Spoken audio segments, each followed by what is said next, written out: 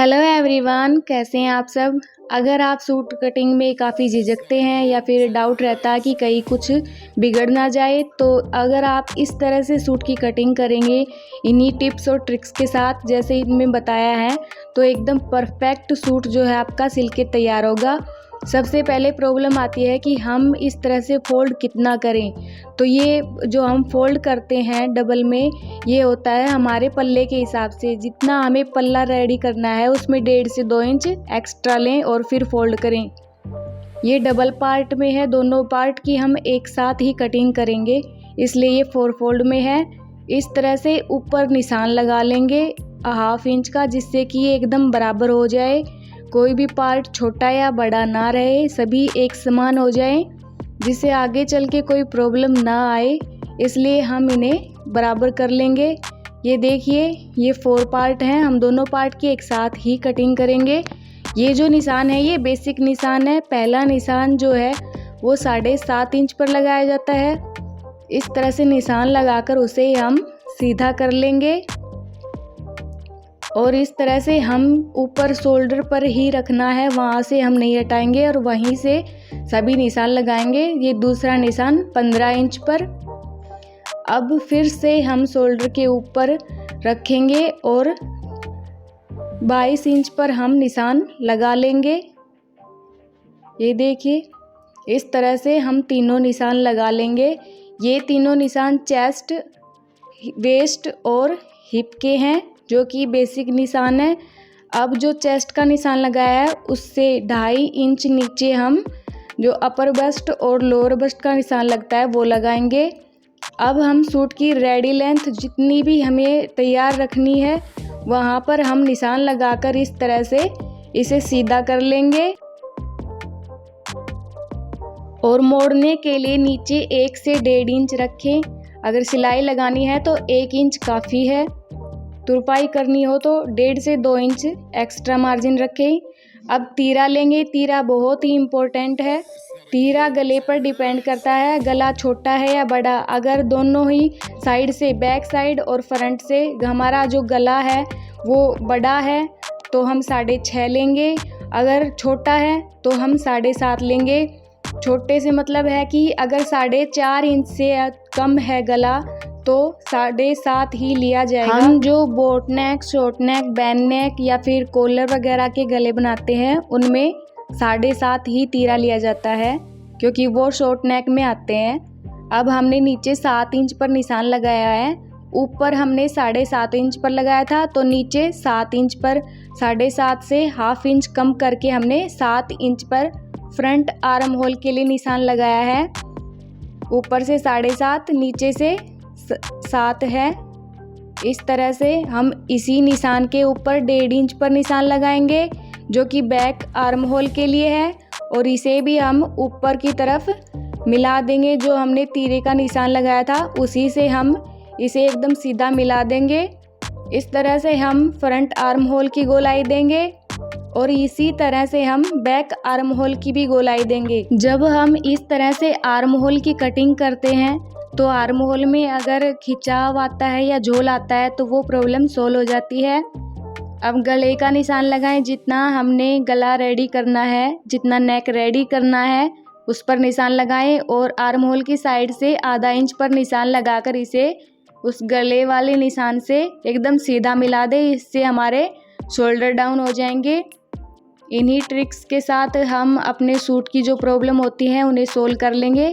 इससे काफ़ी ज़्यादा अच्छी फिटिंग आती है। अब हम अपने जो फिटिंग की मार्किंग है वो करेंगे। चेस्ट जो है हमारी, उसमें लूजिंग ऐड करके उसे 4 से डिवाइड करके हम निशान लगा लेंगे।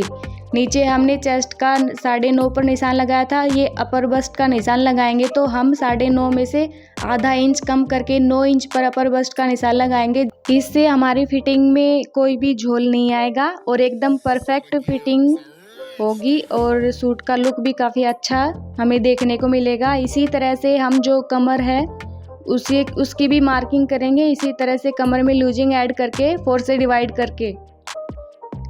हिप का भी हम इसी तरह से मेजरमेंट जो ले रखा है हमने उसमें लूजिंग ऐड करके 4 से डिवाइड करके इस तरह से मार्किंग करेंगे। अब ये देखिए, हमने जो अपर बस्ट का निशान लगाया था वो इस तरह से ऊपर हमने जो आधा इंच कम करके लगाया था उस पर हम एकदम सीधा मिलाएंगे। इसमें ये आधा इंच जो कम हो गया है, इससे जो झोल वगैरह कुछ आ सकता था वो अब नहीं आएगा, एकदम परफेक्ट फिटिंग होगी। इस तरह से 1.5 से 2 इंच का मार्जिन ऐड करें और उसे इस तरह से निशान लगा लें। ऊपर की जो है मार्किंग हो चुकी है। अब हम पल्ले जो हैं उनकी मार्किंग करेंगे। जितने आपने पल्ले रखने हैं उसी के अकॉर्डिंग आप निशान लगाएं। चाक से जितना चाक रेडी है, अगर आप सीधे पल्ले करते हैं तो चाक जितना भी आपने किया है उस पर चाक मतलब ये हमने हिप का जो निशान लगाया है हिप साइज का, उसे हम डायरेक्ट नीचे मिला देंगे एकदम सीधा इस तरह से।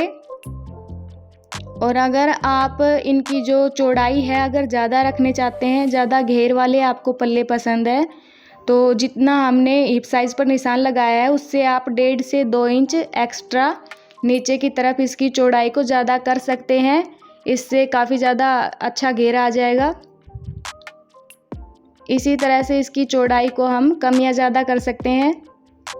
अगर स्ट्रेट पल्ले रखने हैं तो मार्जिन भी आप ऐड करें उसे मोड़ने के लिए। इस तरह से देखिए, अगर हम स्ट्रेट पल्ले करते तो इस तरह से एकदम सीधी लाइन जो है हमारी आती और इस तरह से हम इन्हें फोल्ड करते। पर अब हम इन्हें थोड़ा सा बढ़ा रहे हैं, इसलिए ये सीधी लाइन से 1 इंच के करीब ज़्यादा हो गया है। इस तरह से हमने ऊपर जो मार्किंग की थी वो इसी तरह से की थी। हमने अपर बस्ट जो है उसका निशान लगाया था 1/2 इंच कम करके, फ्रंट आर्म होल में 1/2 इंच कम किया था और शोल्डर डाउन किए थे 1/2 इंच से। इन्हीं ट्रिक्स से जो है ना हमारा सूट एकदम परफेक्ट तैयार होता है और कोई भी दिक्कत नहीं आती। अब हम कटिंग करेंगे। कटिंग करते टाइम ध्यान रखें कि पहले बैक पार्ट जो है उसकी कटिंग करनी है। इस तरह से बैक आर्म होल की कटिंग हमने कर ली है और जो बैक पार्ट इसके अंदर जो फोल्ड है वो हमारा बैक पार्ट है। हम इसे हटाकर थोड़ा पीछे कर देंगे जिससे ये कटिंग में ना आए।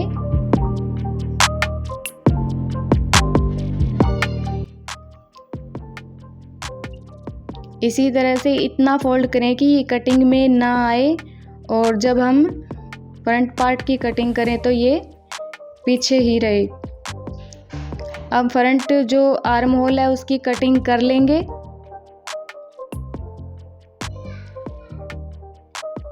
बैक पार्ट को हम फिर से अच्छे से सेट कर लेंगे। इस तरह से सेंटर पे कट लगाएं जो स्टिचिंग के टाइम काफ़ी आसानी से हमें जब नेक ड्रॉ करेंगे तो हेल्प करेगा। जो मार्जिन की लाइन है उस पर हम कट करेंगे और जो एक्स्ट्रा कपड़ा है उसे हटा देंगे।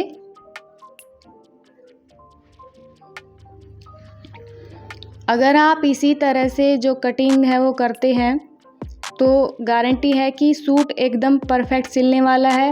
इसी तरह से अगर मेजरमेंट लेकर हम इन्हीं ट्रिक्स के साथ हमारे सूट की कटिंग करते हैं तो काफ़ी अच्छी स्टिचिंग होने वाली है इसकी और कोई भी प्रॉब्लम इसमें नहीं आएगी। आई होप आपको ये काफ़ी अच्छे से समझ आया होगा। अगर वीडियो पसंद आए तो प्लीज़ लाइक शेयर कमेंट और